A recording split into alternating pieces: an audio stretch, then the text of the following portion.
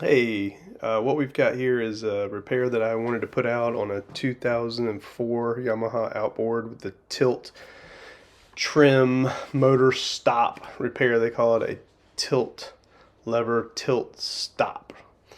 Um, and what I've done here is I've got a part that a friend of mine repaired for me. I'm going to show you some pictures of what I did. And my issue was I wasn't able to find a diagram of how this went back together, and I took it apart before I figured that out. So when that is down, motor's locked down in a running position. It's got a spring and a lever assembly there. When you push that lever up, that is how you're going to manually lift your motor. There's a mechanism that locks down. You can see me pointing at it there. Comes up, trims up, manual trim into the lock position. The issue I was having is that it pretty much broke. I'm going to show you a picture of what the mechanism looks like underneath the motor, and then I'm going to show you a picture of what I had. As you can see, it's rusted through there.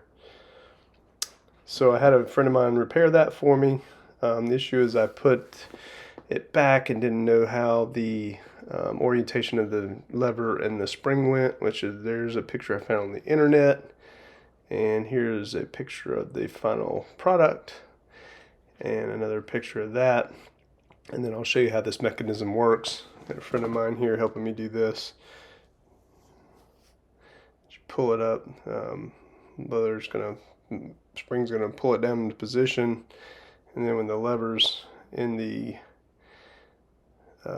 up position, it'll move up, and when it's in the down position, it'll allow that bracket to pull back and for you to lock it down into place all the way down. And this is how you should run your motor. You shouldn't trailer it with it in the upright position according to the manual, which I'm sure that a lot of us do. Hope this helps.